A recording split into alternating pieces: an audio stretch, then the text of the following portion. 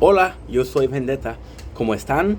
We're doing well because they're having a wonderful day on this 6th October 2025. Today we're doing a Berserk Part 3 already review. It goes fast. Now, before we even start, I want to mention why there is different size of videos. Why there's different, like one day we did 4 chapters, the other day we did 3, today we're doing 5.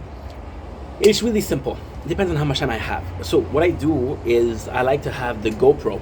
It's gonna be a short intro because this has nothing to do with Berserk. I'm sorry. So we have a short outro. Okay. So we have the GoPro. What I like to do is when I wake up, I upload the watering while I was sleeping. What I like to do is I like to empty slowly the footage on the GoPro. Right. What I like to do is the GoPro, it requires the Wi-Fi. Like for example, yes, this morning we were at 6, now we're at 7:29, which is pretty freaking good. It's pretty freaking good. So what we're gonna do with this, why am I talking about this, is because while I watch Berserk, we're downloading, or when I read Berserk, we're downloading files and we are reading, right? Then when I upload the files, I make them together, I edit them together, which is why we are reading Berserk. Today was an hour and a half of this. Took me 2 hours to do, which means we read Berserk for 2 hours. Now, did we read Berserk for 2 hours? No. I took a break. I got ADHD, so I started watching YouTube short, one after the others, until there's no freaking tomorrow. Yes, we watch YouTube short. Ooh, 1+1 wave on that wave. Schnitzel. The tower. You'll have to forgive me. So we have Chapter 8, Gold. We have Griffith and his mentality. Some others are more special than others. So this is what we wrote. This is the mentality. So I'm going to tell you what I wrote, and then I'm going to tell you explaining. People are more deserving. Him and guys, count self-sacrifices, army of the death. Varga, end of Eclipse, daughter unalive, the guts pusher. She's for vengeance, he cries. Super cool episode, right? So the episode itself starts with Griffith. Now, this is super cool because we see Griffith, right? And we know that the God Hand Guts hates them. He tends to hate one with the ego mask more, but we don't know why. He knows his name, he calls him Griffith, right? So then we have, this is really fucking cool. We have the intro, which is a younger Griffith. Now, in this one, it is not said the name. So basically you have a talk between Guts and Griffith, but you don't know it's Griffith. So what I'm trying to say right now, it's hard to follow, but let me know. Okay, so the arc of the Black Swordsman in itself is so powerful because the arc of the Black Swordsman in itself is the intro. Now, is the intro to a person that already been through so much. You want to know why he's like that. Today we are starting the Golden Age, which is my favorite thing. Right?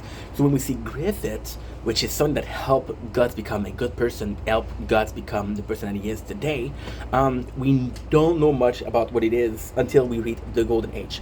You got this kid with white hair that is telling Guts about life, and it's kind of cool because you know that the guy is important to Guts because of how Guts respect him and listen to him. We are at 8 chapters left. And Guts have shown respect to nobody. A little bit Varga, a little bit Puck, a little bit the old man and the daughter, but very little. So when you see the way he acted with Griffith, it's like, oh my God, it's not the same person, right? So Griffith, in his speech, he says, I believe that we're all here for a reason. Some of us are special, some of us are chosen. And this is super cool because this is after the first battle. It's revealed later on. So basically what's gonna happen is Griffith is I'm gonna spoil you guys because it's so good. Griffith is a leader. I'm gonna under spoil it. So give you enough information to understand what's going on, but not give you enough information so when we do get to that part, I still have a lot to talk about. So Griffith is a part of a mercenary group called Men of the Auk, and the Men of the Auk is gonna serve as a family to Guts. Gonna serve as a family to Guts because Guts never had a family, and the Men of the Hawk is that it's a group of mercenary, but they're kind of cool, they're kind of chill. Light speed shot, holy shit, ooh. This is so good. Light speed shot is so good. This is amazing. Now where are we at? We're doing flame bots. Sorry, the tower. We have okay, we're good.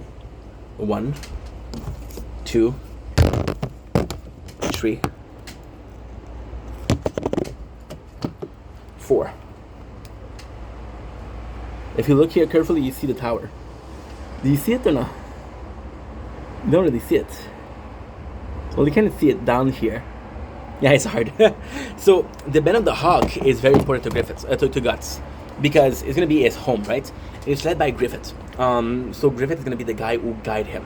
And what is really cool is, and this is why the writer of Berserk is a freaking genius. So he tells Guts is surrounded by death, and he's the only survivor there. And it's like, oh, you lucky, you got the luck of the devil. You must be really lucky. So this is kind of cool. So this is going to be super important for 2 reasons, okay? But first of all, you have to understand that how Guts was born. Guts was born from heretics. He was born from a person that sacrificed himself. He was a child of a person that worshipped the devil. So they're saying that he's a child of the devil himself, right?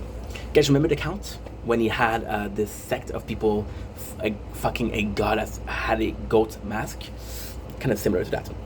So Griffith tells him, there's a reason that you survive. All of these people had a purpose on the planet, but yours is more important. We're survivor.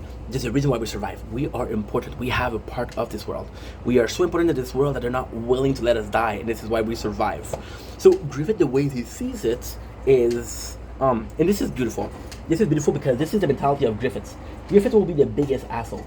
He'll do something that are unmentionable. Griffith will betray everybody. He would rape his best friend. He will do things that are so awful that you can't even believe that he did. However, it's kind of believable when you see what he does there, what he says. That's the first speech we have from Griffith. He basically tells we are more important than people, and it's worth the sacrifices, right? So then you got it, and you got the God Hands. The God Hand, once again, they repeat themselves. They're like, hey, the Count want to do a sacrifice, you want to do a sacrifice, you want to do a sacrifice. And the Count sacrificed himself. He said, I don't want to sacrifice my daughter. So you take me. So then this happens. Now, ultimately speaking, because the reason why the God Hand were sacrificed, were summoned, didn't happen, the summon doesn't work. So, huge spoiler ahead, okay? Guts has been in the God Hand Eclipse before. It's a spatial thing. You only get a couple people to go there, right? This is where you get his brand. Guts was supposed to be sacrificed because of the mark of the brand sacrifice. Because he ran away, it never really happened. Until Guts is dead, the God Hand cannot rule because the sacrifice wasn't purposeful. The Counts, we know that he had a bailiff. He had a bailiff with him, which is again a portal to demons. So it's like, okay, well, if he sacrificed himself, you can ascend to godhood. You can sacrifice your daughter, and he doesn't. So once again, the sacrifice is missed.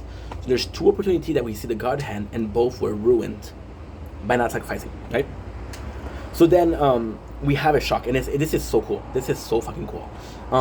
So the Count said, no, I'm not gonna do it. So it's an army of the dead that brings the Count to them, to the hell. Now you see Vargas. So you see that Vargas ended up in hell, and you feel bad for him, but still, kind of cool that he mentioned that he's there. Second thing, the daughter is shocked. He's like, oh, this world is full of evil. This world is complete shit. I want to die. So Griffith, as an asshole, what he does, he throws her a dagger. He said, hey, if you want to end your life, end your life. And she does it. Now, this is really cool because Guts said, if you want to die, this is your choice. This world is not for the pure. It's not for the... See, he feels the same way he felt for the old man and the daughter when they got killed. Like, okay, well, that's a shame. But if you weren't strong enough to survive, that's your fault. There's the same for Varga. Like, okay, well, you know what? I didn't want to protect you, but if you weren't strong enough to survive, it's not my fault, right? That's on you. So he does the same for the daughter. And Buck is like, you're such a fucking asshole. How can you tell her that it's okay to die, right? And this is amazing because this is super, super, super amazing. Because Guts, secretly, what he does is he breaks off the floor that's under the daughter. It's going to be falling. And he brings her sword, and this is such a good moment because his sword is so sharp that the girl, the daughter, she can only like hold onto the sword, and as she's holding onto the sword, she cuts herself, right? But this is how much she wants to. She's hurting, but this is how much she wants to survive. So Guts, by doing this, what he says is, for someone that wants to die, you're clinging to life a lot. Now, the daughter goes back and she doesn't want to die anymore, and then she says, everything was okay until you came, right? You did all this. It's all your fault. So Gutsy said, okay, well, what are you gonna do about it? And then she said, I'll kill you. I'll get stronger and I'll kill you. This is one of the most important moments in the Black Swordsman. In the Black Swordsman, how can I say this? In the Black Swordsman, like I had to be more focused. In the Black Swordsman arc, right? So that's so important.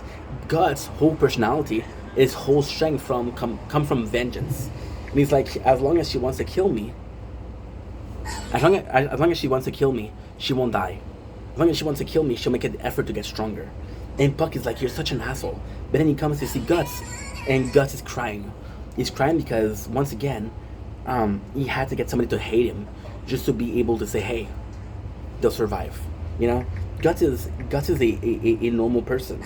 And this is how the episode ends. Chapter 10. Chapter 10 is the beginning of